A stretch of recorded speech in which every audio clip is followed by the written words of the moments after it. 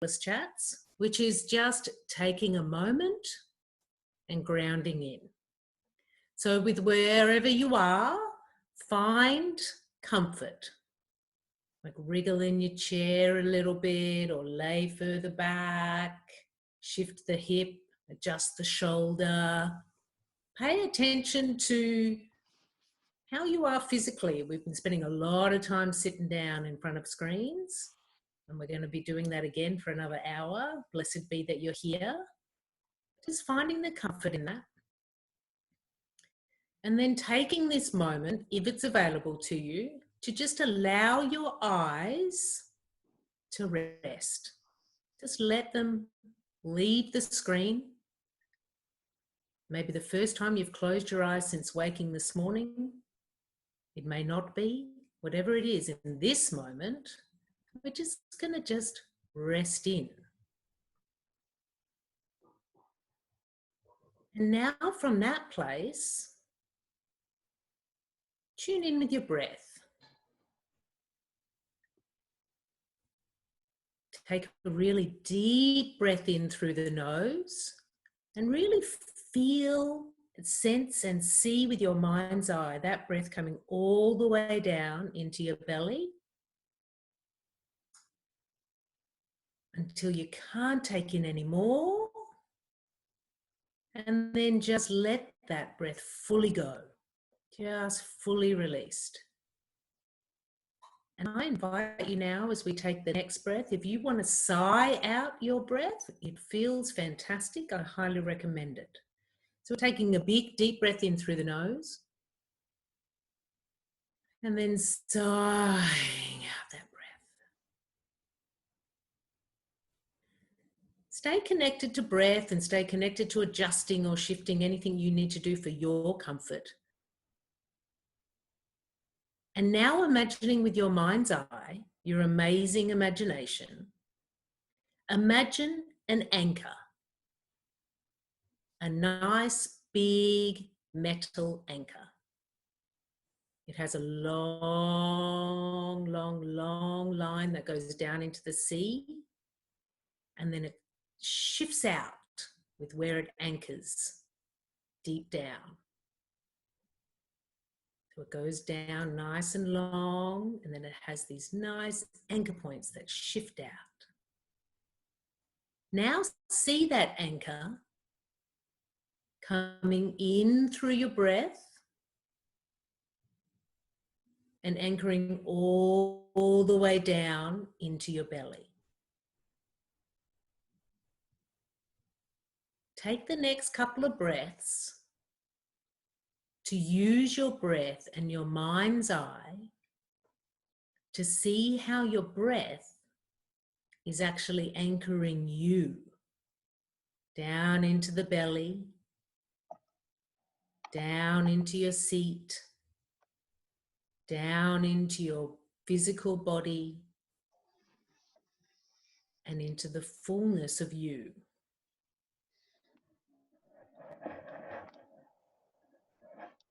Noticing how when we are anchored, when we are connected to breath, we are in the present moment. We are in our now.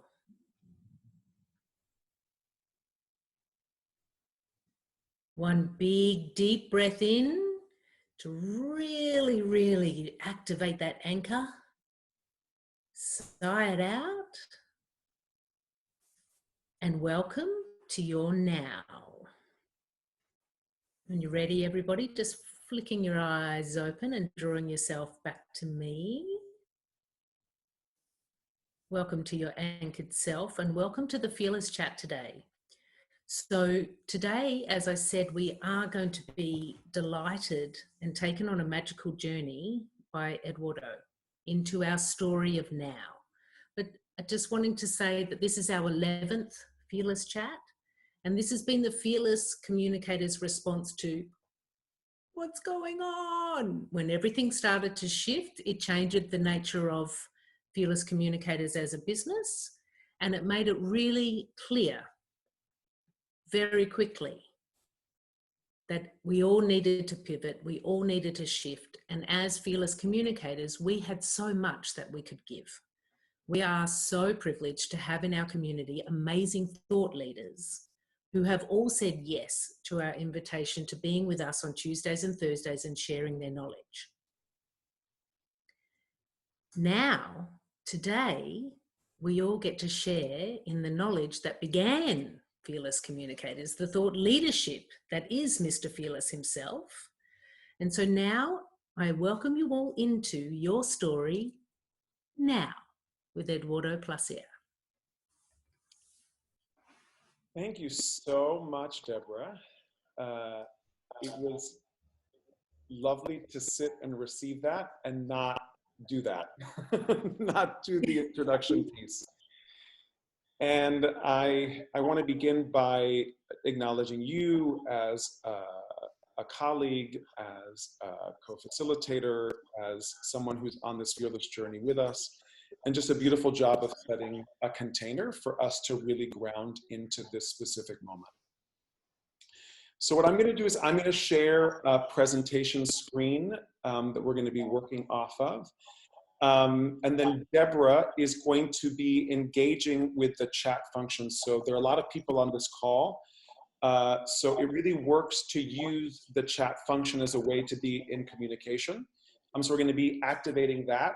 Hopefully, if we have some time towards the end, we can create some space for hot seat opportunities for some deep dive story doulaing experience. Okay?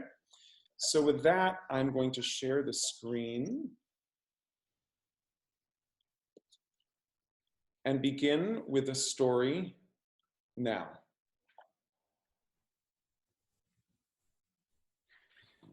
I'm not lost.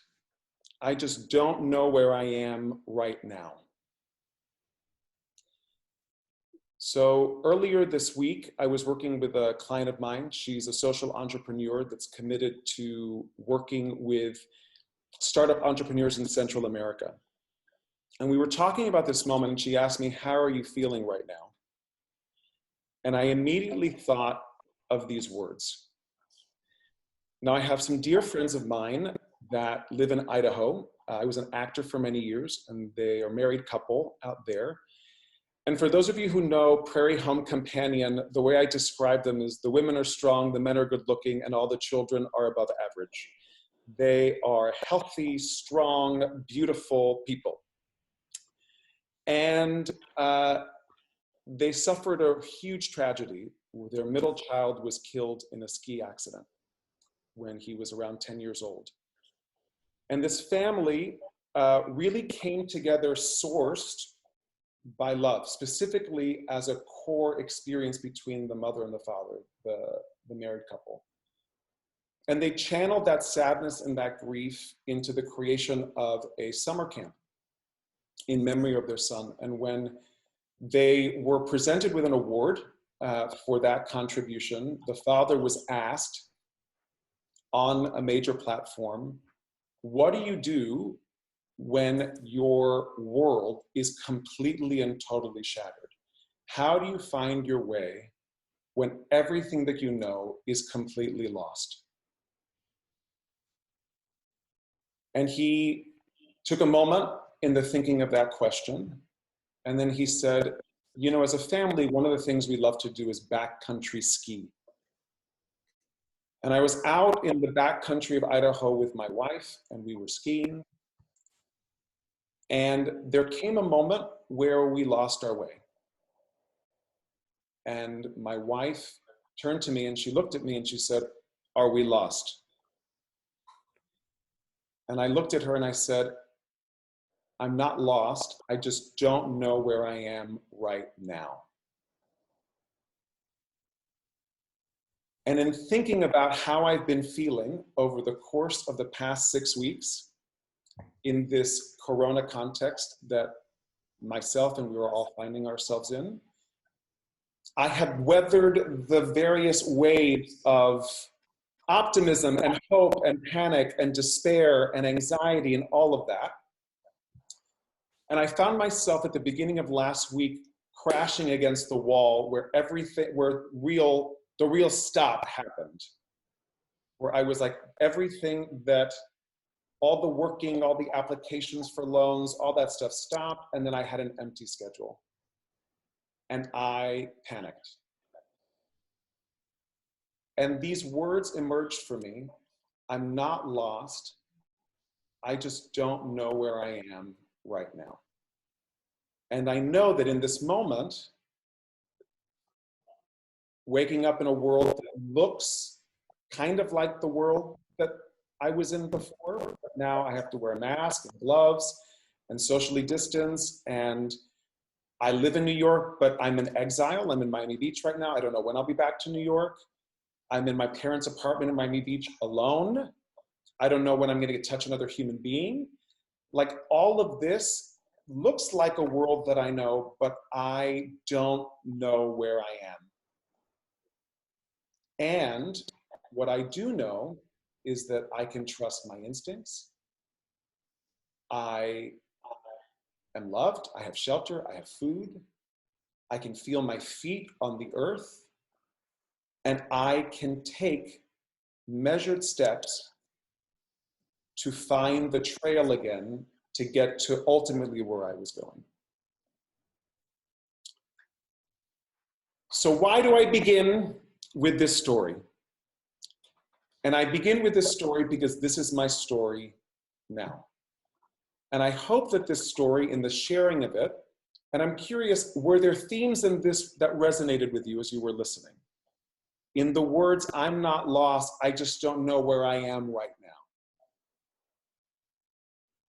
And as I've been speaking to people in my community, I've been sharing the story, I've been tracking the sharing of the story, and I feel like it's something that really resonates and anchors me and anchors the people that I'm in communication with. So this is the backcountry of Idaho. So with that as a context, I wanted to introduce myself. My name is Eduardo Placer. I am the founder of Fearless Communicators. I'm originally from Miami, Florida. That's a little picture of me as a kindergartner who did not like to play baseball. I am Cuban American, raised in Miami, Florida, and desperately what I wanted to be more than anything in the world was an actor. My parents were afraid I'd be a little gay. Turned out I was super gay. Yes! And so much of my journey was about stepping into alignment with my dream and and how I wanted to express myself. I had the privilege of, after graduating from school, becoming a professional actor. I got the opportunity to perform all over the US, primarily in musical theater and in Shakespeare. And I trained in San Diego, at UC San Diego in La Jolla. And in that program, all the actors teach public speaking. And it was there that the kernel for how I wanted to show up in service of the world emerged. And that was ultimately in the creation of Fearless Communicators. So we're an inclusive, dynamic public speaking coaching business. We work with thought leaders on what they say and how they say it. And we do it in various ways. We do it on thought leadership. We work with entrepreneurs. We work with CEOs. We have a specific program called Fearless Force, which is specifically about our commitment elevating diverse women's voices throughout the world. We also do corporate workshops and trainings. So these are all various ways in which we are in service of an approach in how to communicate fearlessly.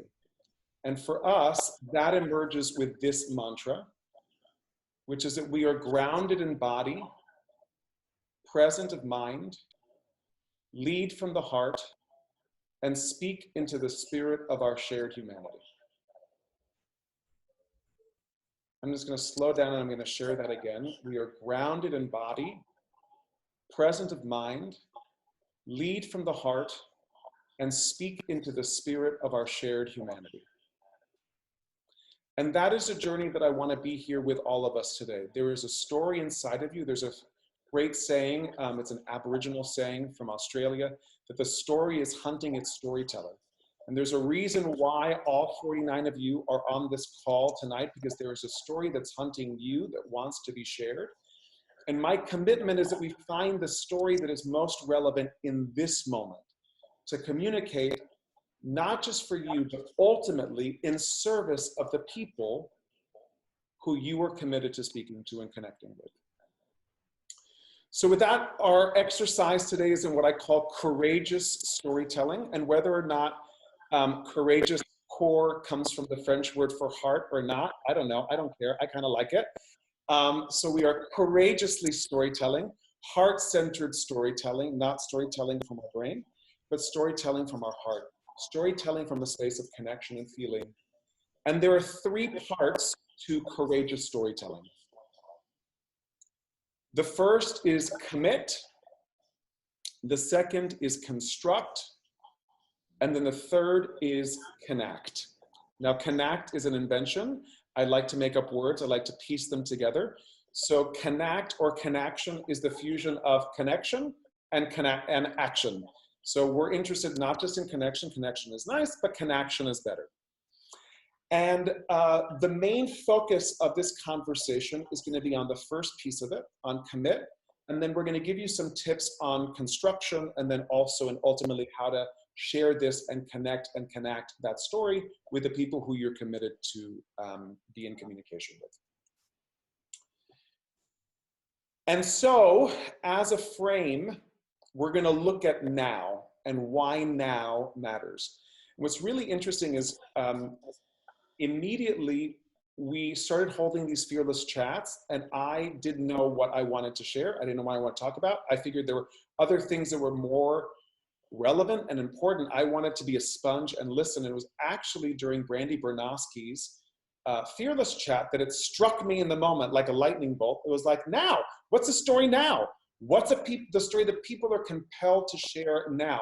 How can we have people uncover a story that's relevant now that became the fuel for this conversation? And when we're looking at now, we have a new context, right, for now. And N stands for need, O stands for opportunity, and then W is for why and what. Okay? So instead of just speaking and talking in a vacuum, what we want to ensure that there is always a target to our speaking. Right? Communication does not exist in a vacuum. Communication exists in communion with community. So there is always a target. There is always someone. We always say there's no such thing as private speaking. All speaking is public speaking. So if you're speaking, someone can hear you, right? So there's always a direction to our communication, right? And we want to create a context for that that is powerful and also empowering. And that is what this now context is. So we're going to begin with the N piece. And this is where if you have a pen or if you use your phone or however you choose to navigate and work with this exercise, because we want you to all leave with a powerful frame as you move through this exercise, okay? So the first piece is, what does your audience need right now?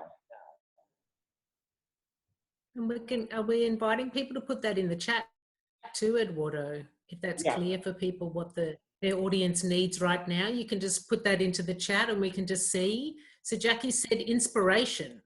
Great. And I'm really curious, again, this is not a me conversation, it's a we conversation, right? So very curious, we want to know that, right? So what does your audience need? Inspiration, right? So we're going to think about that. Got 3 hopes. What did she say? Wow, there were 3 hopes that turned up at the same time: funding, healing, more hope, more inspiration. I'm seeing a theme here, people. I love it. And connection, comfort. What I want us to do is I want us to anchor it in specifically on a human being. So I want you to think specifically about a human being, and I want you to think about how it is that that human being is feeling.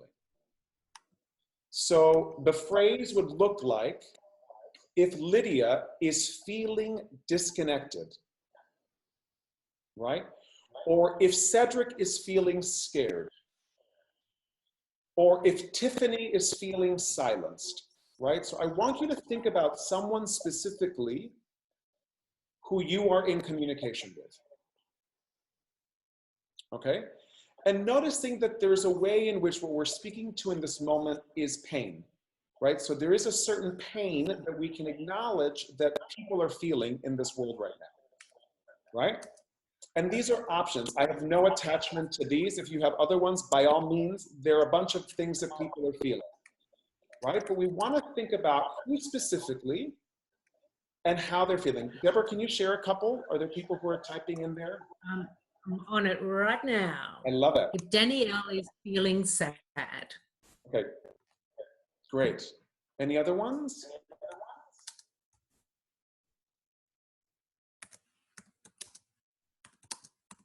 I'm looking at this chat function, it's moving. This chat is active. So my invitation is for people to engage. So I want, if people have acknowledged a human being and then how they're feeling, then we can move to the next step. And that is, what is the opportunity right now? Okay, so the second part of this phrase is going to be, if blank is feeling blank. So if Lydia is feeling lonely, then in this moment, I can provide compassion. If Cedric is feeling anxious, then in this moment, I can provide comfort. If Tiffany is feeling sad, then in this moment, I can provide acknowledgement or laughter. Okay, so I want you to take a moment, again, thinking specifically about who that human being is on the other side of it. If blank is feeling blank, then in this moment, I can provide blank. Because Mike is feeling unmotivated, Meryl is feeling trapped, Sandra is feeling lost, Nancy's feeling overwhelmed. And then do we have some, and then in this moment, is clear. Yeah. Yeah. So what are people? In this moment, I can provide stability. Beautiful. Any other ones coming in? No. Support, I can provide support. I can provide love. I can provide love. We got a double love. I love it. Yes, provide that love. Let's get elevated percolation to love. Encouragement. I can provide laughter. Yeah. Companionship, reassurance. I can provide hope and inspiration. I can provide support. I can provide an ear to listen to. Beautiful.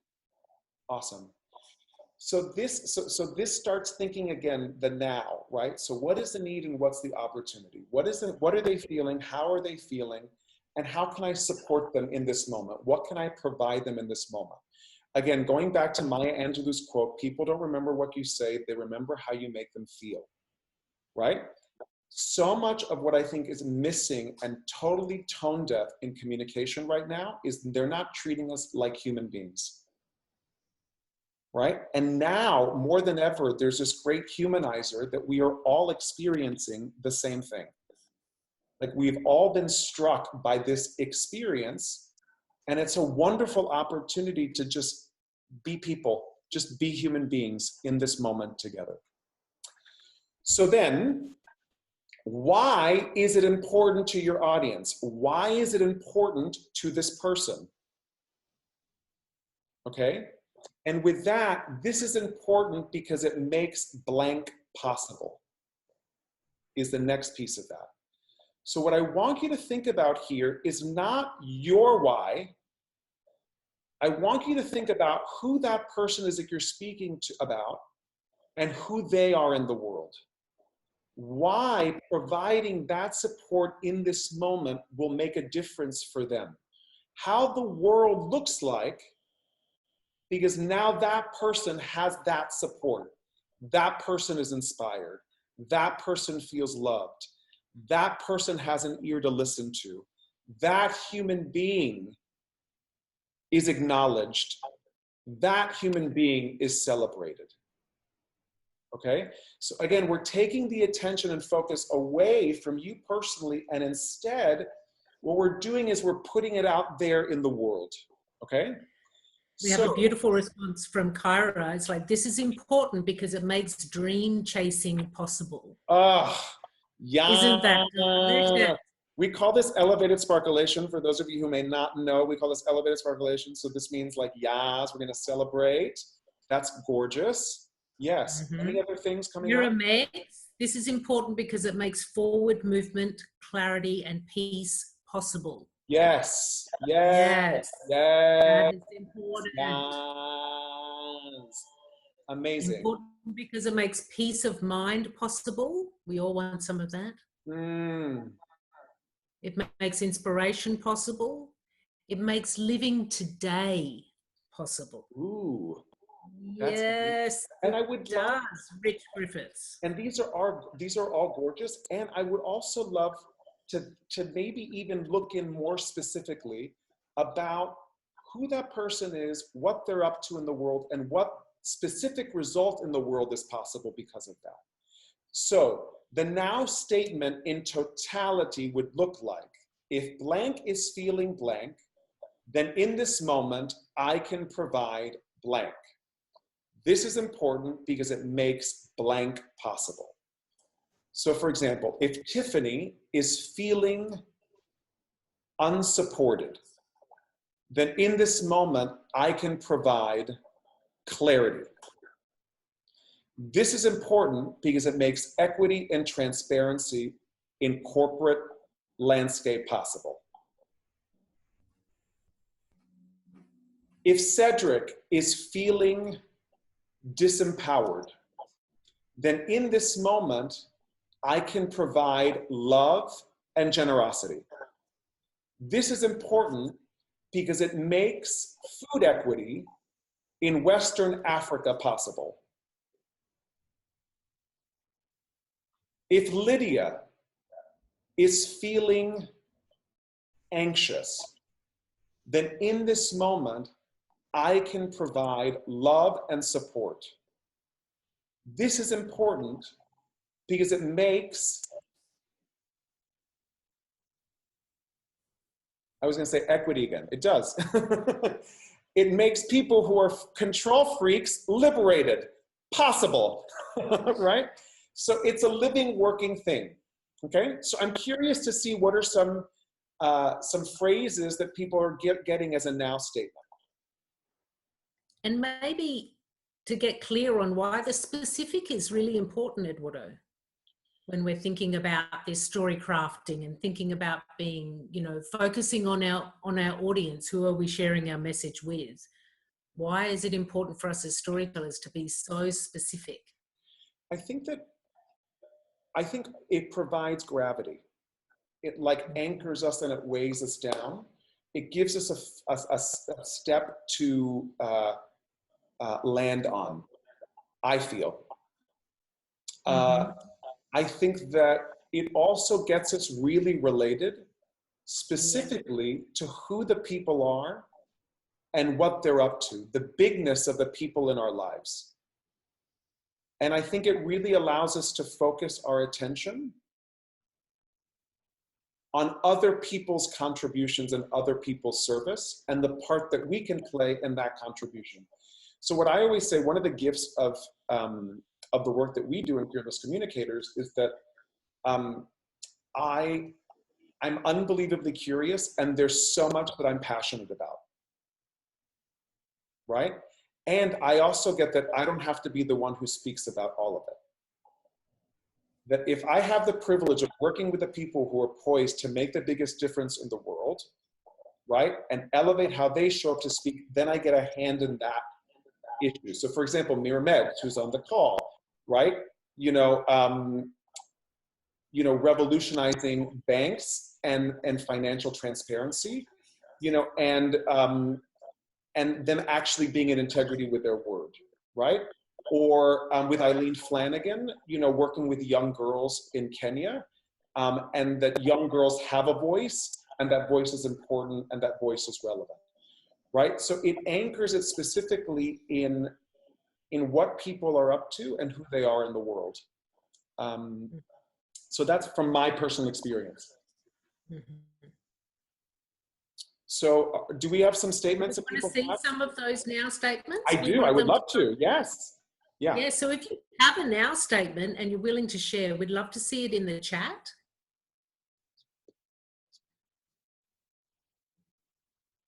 I think something else about being really specific also about what makes it possible is that it's showing that you're really listening.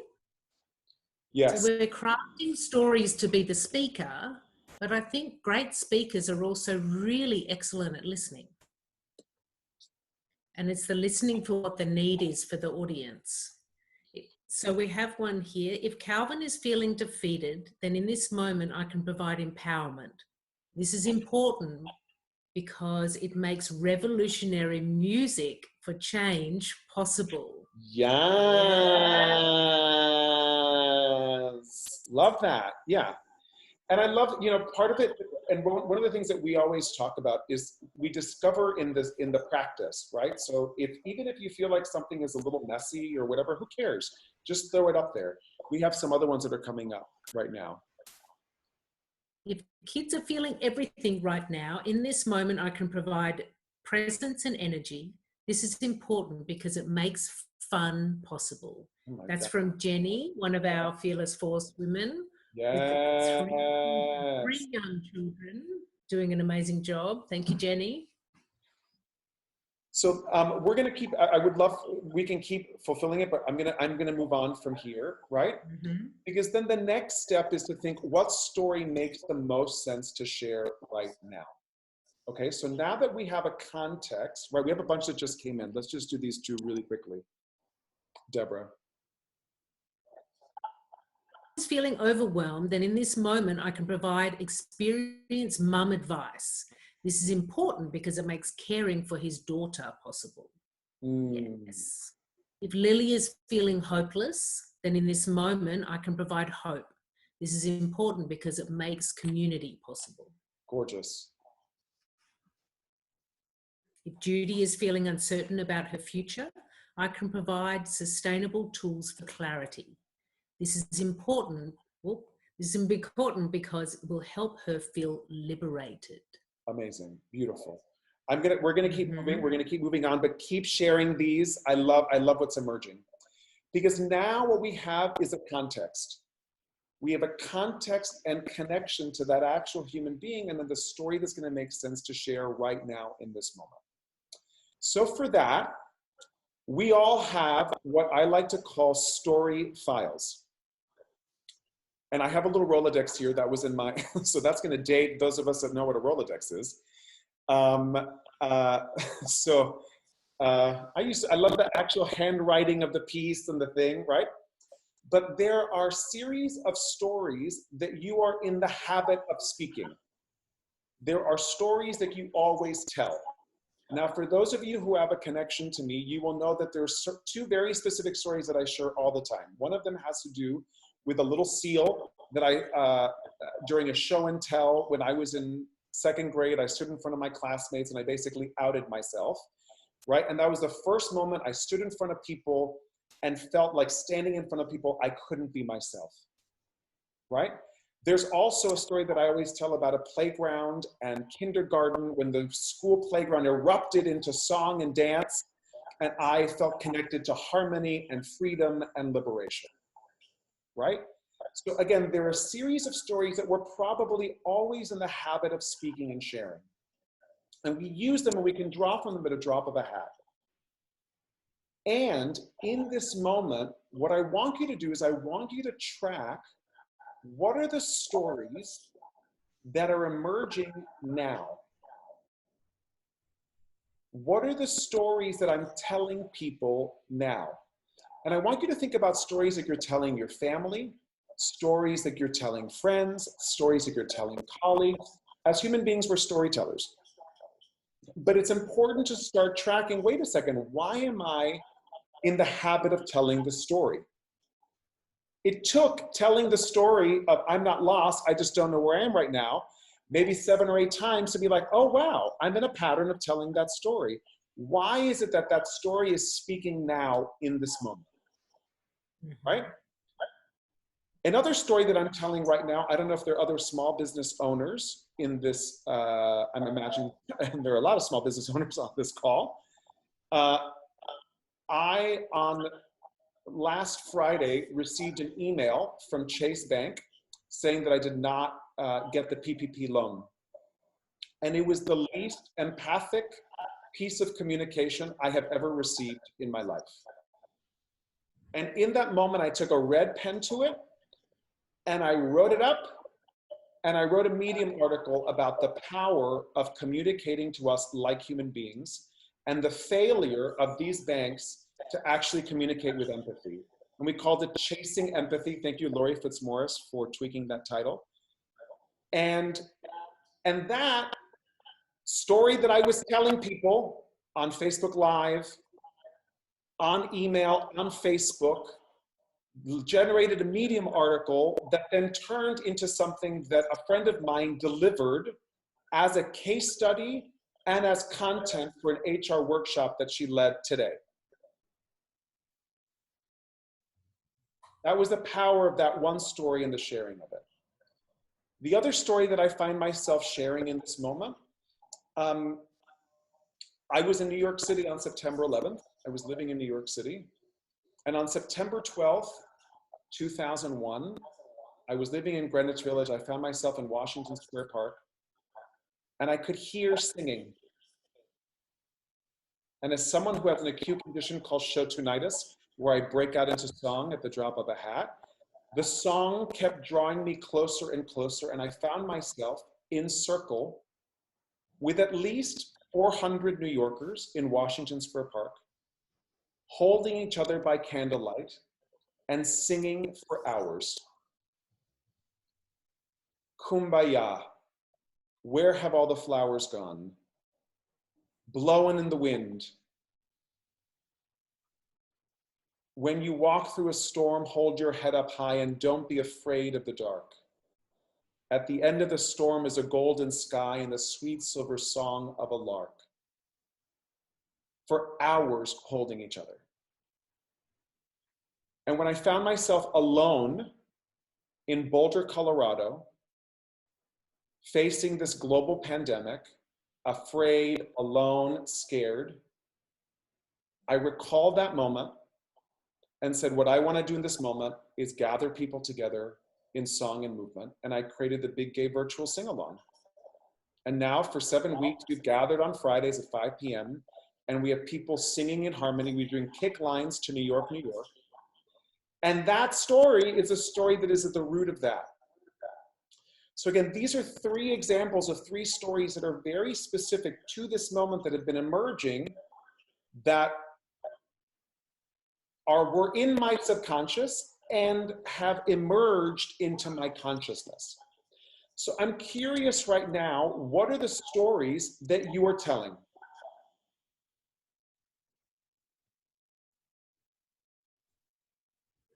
Ivy's written, when I couldn't go out, I went within.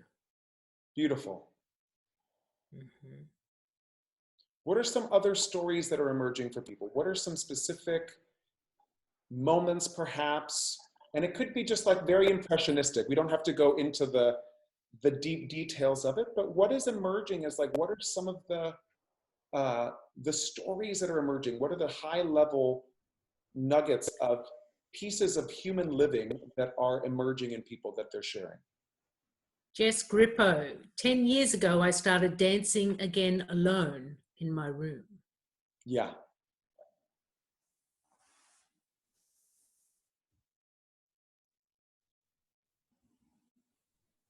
And Jackie sharing stories of being appreciation of being connected, of connection to the world. Beautiful. Valerie, I'm sharing how testing positive to coronavirus brought me back to myself, my soul, my spirit, my self-care. Beautiful. Yes. Yes, and thank you, Valerie, for bringing blessings, it through. Valerie. Yes. I really enjoyed you sharing that story, actually, when you shared it on Facebook Live. It was a part of my morning coffee the next day.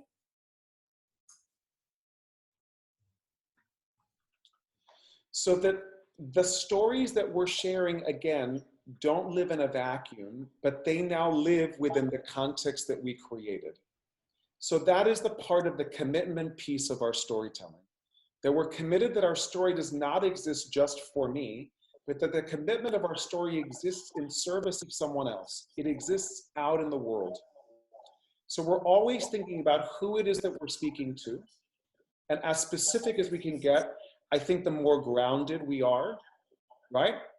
And that this phrase that we have before we even start the space of crafting, before we even start the space of speaking, we're thinking now.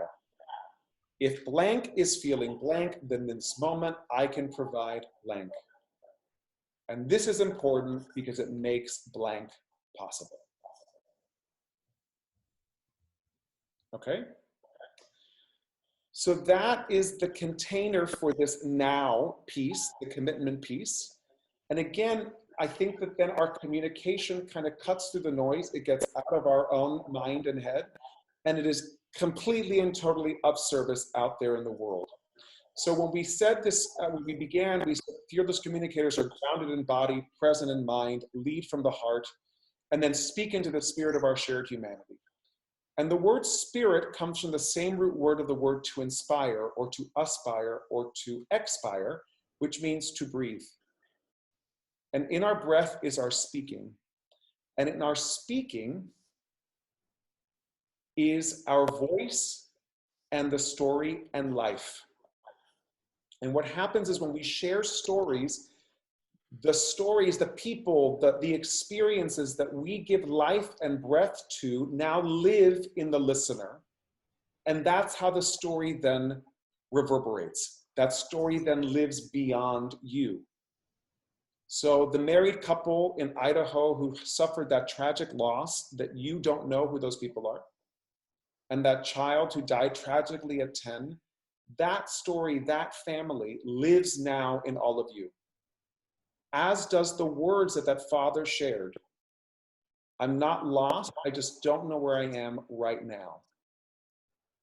That if in this moment provided comfort for him, in this moment provides comfort for me, may it also provide in this moment comfort for you, as a way to anchor yourself and gravitate yourselves in these moments of uncertainty.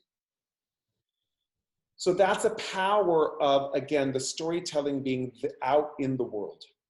So now we're going to move and we're going to pivot into construction, the constructing of a story. And this is going to be very high level, right? When you're telling the story, when you're crafting the story, you want a very clear beginning, middle, and end. You want the story to have a direction. You want it to go somewhere. It's sometimes, and we have this context in Fearless Communicators, which you call thrilling and less thrilling. So we're not thinking about good and bad or right or wrong, but thrilling and less thrilling. Because with our speaking, with storytelling, sometimes there's a lot of shame because we've been edited or micro-edited or aggressed and micro-aggressed, so we shut down. And we really want to be in the practice, right? So again, we want a very clear beginning, middle, and end. We also call that in Fearless Communicators, we want strong takeoffs, and we want to make sure we land the plane. So you want to make sure that you're starting in a way that is really like a seduction, like having me listen, and you want to make sure that the story lands somewhere, not randomly bounces, you know, bad plane landing, or ends up somewhere lost in the Bermuda Triangle, or I say, all of a sudden you're in Manhattan and you end up at Route 17 at the Quickie Mart in New Jersey buying Raisinets. I don't know how the hell I got there, but we ended up somewhere completely and totally random. The other thing is proper nouns, people, places, things, anchor stories. So in the speaking of it, actually naming someone, even if it's impressionistic, giving me a couple details about what the person looks like, etc., I think helps paint the picture in my mind as well. And again, audience focused, let it be concise. People don't remember what you say, they remember how you make them feel. And after you finish, specifically if you're having a conversation with a potential client, let there be like some call to action at the end of it. On the less thrilling side, and this is where sometimes there's a distinction between what I call storytelling and then plot summary. Sometimes what we err is saying, this happened, this happened, this happened, this happened, this happened. That's not storytelling, that's telling a plot. So I think that that's a beginning point, but then you want to zoom out and start thinking how you can start playing with language to really craft the experience in how that occurs to the person who's listening. right? Again, Lesterling would be very general. Nobody cares. The reason why my big fat Greek wedding is specific is because it was big, it was fat, and it was Greek. You know, it was like we could anchor in that specificity, and then we could relate how my crazy Cuban family is similar, right? I think the other thing is it's not about you. It's not about you as a speaker. It's always about the audience. It's always about the person who's listening. It's always about the contribution there. And you want to make sure that it's not too long. And this is a term that I borrowed from Deborah, which is called kill the darlings. You know, if that doesn't matter, you don't need it, right? If you're like, is this too much? It's probably too much. You know, too many details, right? So you want to be crafting and make sure that you're staying on track and that we're not getting lost. And then the last piece of it is the connecting.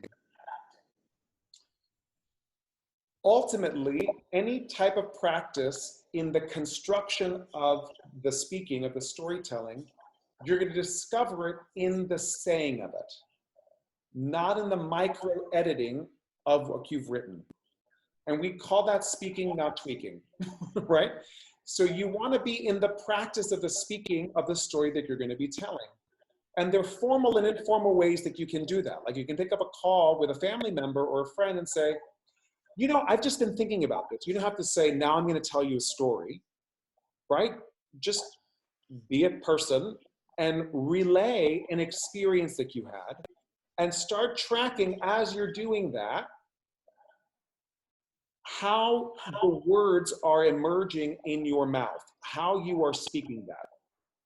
It is useful sometimes to like write it out on a sheet of paper or on your phone with notes or on your Rolodex or on a sheet of paper. You know, just a general arc, some thoughts, but you don't want to be memorizing, right? Because when you're in an active memorization, it's about perfection and it's not about connection, right? So we don't want to be, it's not about crafting it perfectly and delivering it perfectly. Who cares? There's no judge on the other side that's going to give you a perfect 10, right? It's all about connection. The game is all about connecting to the human being. You can also tell if the story resonates because it reverberates, right? And you can feel the vibrations in the human beings and they're like, wow, that really struck me, or wow, I really felt that. That's what we're after. And you want to be noticing if what it is that you're sharing is resonating with the person who's speaking, okay? And then the last piece, and I just thought about this, the story is not yours. The story is ours. And I've been thinking about this, and it goes back to that Aboriginal saying, the story is hunting its storyteller. I do believe that all the stories have always existed. The experiences that we have, this is not the first time as human beings that we have felt lost, global pandemic, etc. The circumstances may be different. The world may be different that we're looking in, but this experience, the feeling of it, I don't believe is new as human beings. And yet, the specific lens within which you have your voice, your point of view, the timbre and quality of your speaking, which is like a fingerprint, it is unique, it'll never be repeated. That is new. And yet, the story belongs to all of us. The story is ours. And thinking in terms of that, in the generosity of the sharing, I think also liberates us from trying to be perfect and trying to feel like I have to get it right. And then the last piece is that the story that you're sharing has multiple spaces in which you can practice the sharing of it. You can write, you can post it on social media, you can put it in an email or a newsletter, you can use it when you introduce yourself on a podcast or an interview, you can turn it into an article, you can use it when you're trying to connect with potential clients, or when you're speaking with your clients, or when you're speaking to friends and family. Like the storytelling, being in the exercise of that is, I think, what you start discovering, wow, this story really resonates. This story is a story that I'm sharing, and this is a story that I can use in multiple capacities. And giving the time and space to construct it and craft it is really useful, because then at the drop of a hat, you can offer it up and not feel like, oh my God, I have nothing to share, right? You always have stuff within which to share from. And then what we always say is just be a person. There's an expletive there. At the end of the day, if you're coming from that space, I am a human being communicating with another human being, just trying to make a difference, doing the best that I can, I think that you're on the right path. And if you're lost, just know you may not know where you are right now, and keep landing into, I am just a person doing the best that I can, being of service to the people that I'm committed to serve. Mm-hmm.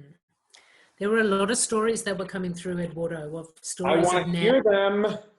There's stories of now. I mean, there's so many. I don't know if do you want me to read out a couple? Please. Yeah. Okay, let me just see. Stories about my childhood and my aunt surviving the Depression in New York City, and how she snuck her colored friends and into bathrooms and didn't give a shit and got the ruler. And she would have said she was a vegan visionary.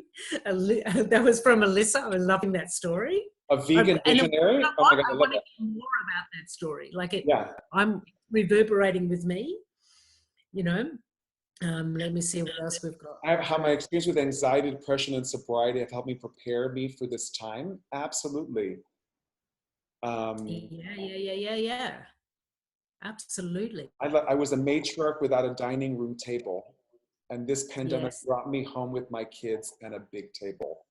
Yeah, like it's so beautiful. It creates a whole other context. Maria, I would let go from my job at the beginning of COVID, and I've embraced this time to prioritize my mental health and my professional development. Absolutely. Sarita, I've felt that living with my companion from St. Lucia has allowed me to accept myself, because she is not critical. And this is energy that we need to grow. Beautiful. I just got, Yana said, Eduardo, you would make a great priest. You know what, Yana? I'm going to say yes, and I went to Jesuit prep school, and I said, and I actually contemplated the priesthood, and I was like, no, I'm just a homosexual who loves, robes and singing and incense and myrrh and frankincense. But thank you for that, Yana. As a space to kind of wrap, I would love for people, to continue to populate the chat, with what's emerging for them as a story of now. Oh, let me go back to that last little page here. So thank you so much for being on this call. I would also love, what are some key takeaways? What are the main learnings that people got from being a part of this conversation? This call is recorded. So this is recorded. This will be uploaded to our Fearless chat, where it will live. So you can go back and you can mine it. I also wanted to share, we've been maintaining this as a sacred space.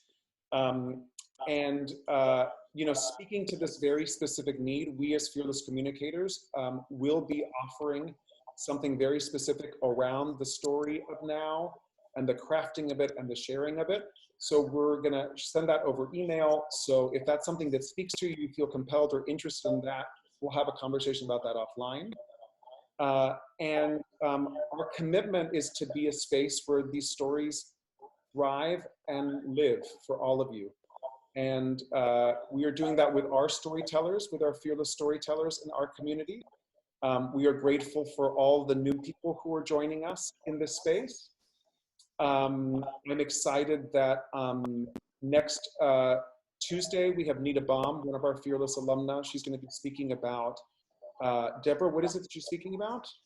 So she's going to be speaking about the connection between our nervous system and the neuroscience of fight, flight, freeze, and how that impacts what's happening with us now, and then how that impacts our decision making and our communication. So just to put it in a framework of like looking at what's happening for us now. And so that's next Tuesday at 5 p.m. Next Same Tuesday. bad time, same bad channel. And then on Thursday is? It's me! It's Deborah Driscoll. And what are you going to be speaking about?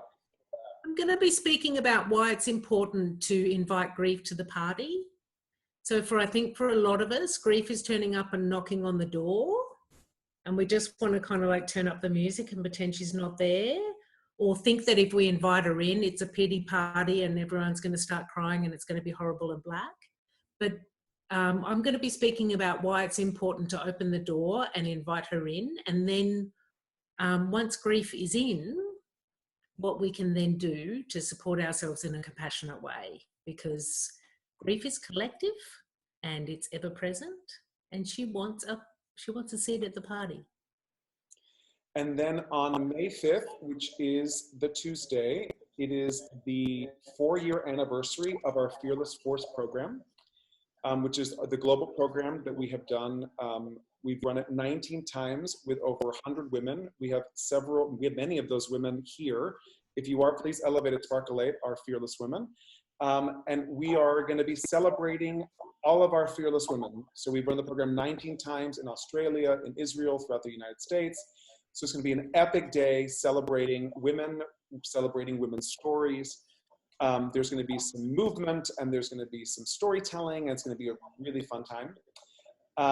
And for those of you who are new to this conversation, also, if this is your first time here, I invite you to also text the following number, which is 66866 with the words fearless now.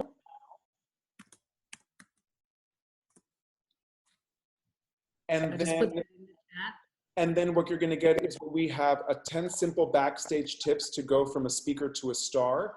So that is, I get to be Jiminy Cricket in your pocket. So the next time you have to speak, you have some positive affirmation about grounding in your body, being present in mind, and then showing up in service of the people who you're committed to be in communication with. Thank you so much for being a part of this talk today. If anyone still has time and wants to share some takeaways from the talk, would be great to share in the chat just as you're exiting. Like, thank you so much for all the thank yous. It's greatly appreciated, but it's also excellent to hear and for others to see. What are you taking away from the session today? And if you have any questions about your own story, please feel free to email me, Eduardo@fearlesscommunicators.com. So I'm going to put that in the chat, Eduardo@fearlesscommunicators.com. And about any specific questions you have, if it works, I'll respond to the email. If it's easier to just handle on the phone call, I'll give you a call. I would love to be of service to you and the story that you're looking to share now. So I offer that as an open alley point of connection and creation. So we're going to complete the formal part of our program now by remembering to fear less, speak free, and love more. And if you would like to stay on and share a key takeaway or something that was of value, we're going to open up the mics and have people share. That'll be beautiful. And if you have to go on to whatever's next for you, thank you so much for spending the time with us, and we hope to see you again. Thank you, Edward.